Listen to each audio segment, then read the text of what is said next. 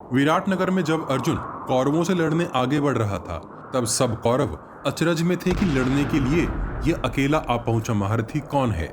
इसी बीच पहले गुरु द्रोण ने अपना विश्लेषण बताया, फिर उनकी बात कर्ण ने काटी। तत्पश्चात कर्ण की बात का जवाब गुरु कृपाचार्य जी ने दिया, जो आपने पिछले भाग में देखा। अब आगे अश्वत्थामा बोले, हे कर्ण, अभी तो हम इन गांवों को जीतकर ना ही मत्स्य देश की सीमा के पार पहुंचे हैं और ना ही हस्तिनापुर ही पहुंचे हैं, और तुम बिना कुछ किए ही अपनी प्रशंसा करने लगे। अनेक युद्धों को जीतकर, अनंत लक्ष्मी को पाकर और शत्रुओं की विशाल सेना को परास्त करने के बाद भी विद्वान पुरुष अपनी प्रशंसा नहीं करते हैं। अग्नि मौन होकर ही सबको जलाती है, सूर्य मौन होकर ही सबको प्रकाश देता है, और पृथ्वी भी मौन होकर ही सभी चर और अचर प्राणियों से निर्मित इस जगत को धारण करती है। विद्वानों ने चारों वर्णों के अलग अलग कर्म निश्चित कर दिए हैं, उसी से उन्हें ना तो कोई दोष होता है और धन आदि प्राप्त होता है।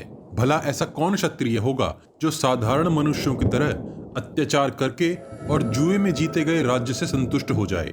भला ऐसा कौन सा पुरुष होगा जो छल और कपट से धन जीतकर अपनी प्रशंसा करे? हे कर्ण, जिन पांडवों का सब कुछ कपट में हर लिया गया, उनमें से किसी से तू द्वैरथ में कभी जीता है?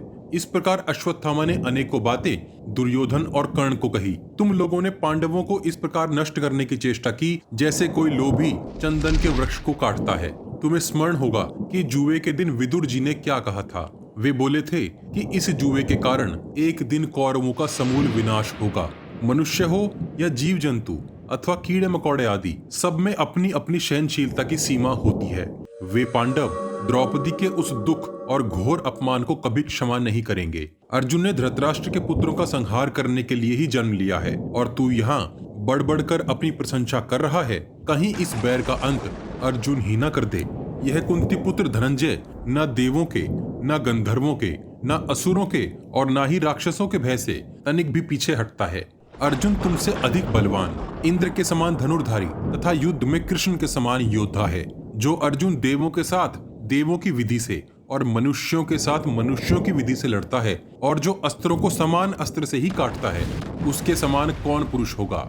धर्मवेत्ता लोगों ने कहा है कि पुत्र के बाद शिष्य ही अधिक प्रिय होता है। इसी कारण अर्जुन द्रोणाचार्य जी को प्रिय हैं। तुमने जिस प्रकार जुआ खेला था, जिस प्रकार इंद्रप्रस्थ पर अधिकार किया था, जिस बल से द्रौपदी को भरी सभा में घसीटा था, आज उसी बल से अर्जुन का सामना करो। अर्थात जब तुम्हें उन अन्यायों को करते समय हमारे सहयोग की आवश्यकता नहीं थी, तो आज हमसे सहयोग की आशा क्यों? हे दुर्योधन, तुम्हारा गंधार देशीय मामा क्षत्रिय के धर्म को जानने वाला और छल कपट से युद्ध करने वाला भी आज यहाँ युद्ध करे। गांडीव धनुष पासे नहीं फेंकता, वह तो तीखे और प्रज्वलित बाणों की वर्षा करता है। गांडीव से निकले गिद्ध के पंखों से युक्त बाण पर्वतों को भी विदीर्ण कर देते हैं, बीच में कहीं नहीं रुकते। मृत्यु, यम, पवन और अग्नि, ये सब क्रोध करके भी चाहे शत्रु को जड़ मूल से नष्ट न करें, किंतु क्रुद्ध अर्जुन ने तो आज तक किसी को शेष नहीं छोड़ा और ना ही छोड़ेगा। आचार्यों की इच्छा हो तो वे युद्ध करें, मैं अर्जुन से नहीं लड़ूंगा, क्योंकि हम यहाँ मत्स्य देश के विराट से युद्ध करने आए हैं। यदि वे ही गांवों को छुड़ाने आए तो मैं उनके साथ युद्ध करूंगा। इस प्रकार अश्वत्थामा अपने मन की सारी भड़ास दुर्योधन और कर्ण पर निकालकर अर्जुन से युद्ध ना करने की बात कहते हैं। अब भीष्म पितामह बोलते हैं, हे दुर्योधन, द्रोण और कृप ने उचित ही कहा है, और कर्ण तो मात्र क्षत्रिय धर्म की दृष्टि से ही युद्ध करने की इच्छा करता है। ज्ञानी पुरुष को चाहिए कि गुरु को कुछ न कहे, अर्थात किसी भी प्रकार उनका अनादर न करे। मेरे विचार से भी युद्ध को देश और काल देखकर ही करना चाहिए। दुर्योधन की ओर इशारा करते हुए पितामह बोले, जिसके सूर्य के समान तेजस्वी और प्रहार करने में कुशल 5 शत्रु हैं, उनके अभ्युदय के विषय में पंडितों को भी भ्रम क्यों न होगा? धर्मज्ञ पंडित भी अपने स्वार्थ में अन्य सबको भूल जाते हैं। अगर तुम्हें पसंद हो तो मैं कुछ वचन कहना चाहता हूँ। कर्ण ने जो कुछ हमसे कहा था, वह हम सबका तेज बढ़ाने के लिए ही कहा था। इस कारण आचार्य पुत्र अश्वत्थामा कर्ण को क्षमा करे, क्योंकि इस समय हमारे समक्ष युद्ध रूपी एक महान कर्म उपस्थित है। इस समय लगता है अर्जुन युद्ध करने के लिए उपस्थित हो गया है, अतः यह समय विरोध का नहीं है। सब एक दूसरे को क्षमा करें। जिस प्रकार सूर्यदेव में प्रभा है, उसी प्रकार आप सब में कुशलता है। जिस प्रकार चंद्रमा की शोभा को दूर नहीं किया जा सकता, वैसे ही आप लोगों की शस्त्र विद्या की शोभा है। आप में ब्राह्मण और ब्रह्मास्त्र दोनों प्रतिष्ठित हैं। प्राय एक व्यक्ति में चारों वेदों का ज्ञान देखा जाता है तो दूसरे में शास्त्र धर्म। ये दोनों बातें पूर्ण रूप से किसी एक व्यक्ति में हो ऐसा हमने नहीं सुना है।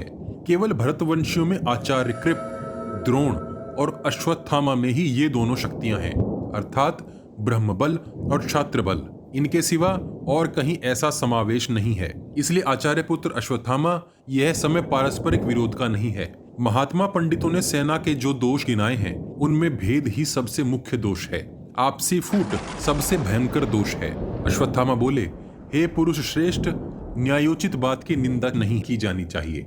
आचार्य ने पांडवों पर पूर्व काल में हुए अन्यायों का स्मरण करके रोष पूर्वक बात कही थी, न ही सेना में भेद उत्पन्न करने के लिए। श्रेष्ठ विद्वानों ने कहा है कि शत्रु के भी गुण ग्रहण करने चाहिए और गुरु के दोष बताने में संकोच करना चाहिए और गुरु को सब प्रकार से प्रयत्न करके पुत्र और शिष्य के लिए जो भी हितकर हो, चाहे वो कटु हो या मधुर, वही बात कहनी चाहिए। अब दुर्योधन बोले, आचार्य हमें क्षमा करें, अब शांति धारण करने में ही लाभ है। यदि गुरु के मन में कोई भेद न हो तभी यह समझा जाएगा कि पहले जो बात कही गई है उसके पीछे रोष ही कारण है, अन्य कोई कारण नहीं। इस प्रकार दुर्योधन ने आगे बढ़कर कर्ण, भीष्म और दोनों आचार्यों से क्षमा मांगी। अब द्रोण बोले, शांतनु पुत्र भीष्म जी ने जो पहले बात कही थी मैं उसी से प्रसन्न हो गया था। अब हमें अपने कर्तव्यों का निर्वहन करना चाहिए। भीष्म जी की ओर इशारा करते हुए द्रोण बोले, आप ऐसी नीति का निर्धारण कीजिए जिससे सैनिकों के मध्य दुर्योधन को कोई छू ना सके, अर्थात दुर्योधन को स्वयं उस आए योद्धा से युद्ध न करना पड़े। अर्जुन वनवास का समय पूरा होने के पहले कदापि प्रत्यक्ष नहीं हो सकता। अब अर्जुन बिना गोधन लिए हमें क्षमा नहीं करेगा। हमें ऐसा उपाय करना चाहिए जिससे धृतराष्ट्र के पुत्रों को सीधे युद्ध न करना पड़े। हे गंगा पुत्र, आपको जो उचित लगे आप उसे यथा योग्य कीजिए। भीष्म जी बोले, समय की गिनती में काल, मुहूर्त, दिन, पक्ष, महीने, नक्षत्र और ग्रहों की गिनती होती है। उसी प्रकार ऋतु और संवत्सर अर्थात वर्ष भी गिने जाते हैं। इस प्रकार काल के विभाग अर्थात हिस्से होने से घूमते काल चक्र की गणना होती है। नक्षत्रों के उलट पलट होने के कारण समय बढ़ जाता है। प्रति 5वें वर्ष में 2 महीने अधिमास के बढ़ जाते हैं। इस प्रकार ठीक से गणना करने पर पांडवों के 13 वर्ष में 5 महीने और 12 दिन अधिक हो गए हैं, ऐसा मेरा विचार है। पांडवों ने जो प्रतिज्ञा की थी उसका ठीक से निर्वाह करने के बाद और समय का पूर्ण विचार करने के बाद ही अर्जुन युद्ध करने आया है। सभी पांडव महात्मा हैं, धर्म और अर्थ के हर ज्ञान में कुशल हैं। जिनके राजा स्वयं युधिष्ठिर हों वे भला धर्म और काल के विषय में भूल कैसे कर सकते हैं। जिन्होंने ऐसे घोर व्रत का पालन किया है वे कदापि अब अंतिम समय में कदाचित ऐसे कुत्सित कार्यों से राज्य प्राप्ति की इच्छा नहीं करेंगे। कुरुकुल श्रेष्ठ पांडव उसी समय अपना पराक्रम प्रकट करने में समर्थ थे, पर धर्म पाश में बंध जाने के कारण वे अपने क्षत्रिय धर्म से विचलित नहीं हुए। जो यहाँ यह समझ रहे हैं कि पार्थ झूठा है वह हार जाएगा, ये दोनों ही बातें असंभव हैं, क्योंकि पांडव झूठ बोलने से पहले मर जाना पसंद करेंगे। पांडव ऐसे बलवान हैं जो समय आने पर अपने अधिकार को पाने के लिए किसी को नहीं छोड़ेंगे, फिर चाहे उस वस्तु या पुरुष की रक्षा स्वयं इंद्र ही क्यों ना कर रहे हों। जैसी कल्याणकारी बातें और उपाय भले पुरुषों ने बताए हैं वे सब हमें यहाँ करने चाहिए, जिससे तुम्हारा यह गोधन छिन न जाए। अब सामने धनंजय है तो इस युद्ध में हमें पूर्ण सफलता प्राप्त हो ऐसा कोई उपाय मैं नहीं देख पाता। युद्ध एक बार शुरू हो जाने पर लाभ हानि और जय पराजय में से अवश्य एक ही प्राप्त होता है। इसलिए अब या तो तुम युद्धोचित कार्य करो या धर्म के अनुसार बिना युद्ध के संधि कर लो। जो भी करना हो शीघ्र करो, क्योंकि अर्जुन अब समक्ष आ पहुंचा है। दुर्योधन बोला, हे पितामह, मैं पांडवों को राज्य नहीं दूंगा, इसलिए जो कुछ भी युद्ध का उपचार हो सके उसका शीघ्र विधान कीजिए। भीष्म बोले, हे कुरुनंदन, इस समय जो सम्मति है उसके हिसाब से इस सेना के 4 भाग कर देने चाहिए। 1/4 भाग को लेकर तुम हस्तिनापुर चले जाओ, दूसरा 1/4 भाग गांवों को घेरकर हस्तिनापुर को जाए, बाकी 2 भागों को पृथक पृथक कर हम अर्जुन से लड़ेंगे। उसकी सहायता के लिए चाहे अब मत्स्यराज विराट आए या साक्षात इंद्र, कोई बात नहीं। आचार्य सेना के बीच में रहें, अश्वत्थामा बाईं तथा शरद्वान पुत्र बुद्धिमान कृपाचार्य दाहिनी ओर से सेना की रक्षा करें। सूतपुत्र कर्ण सबसे उत्तम योद्धाओं के साथ सेना के अग्रभाग में खड़े हों और मैं सेना के पिछले भाग में रहकर सबकी रक्षा करूंगा।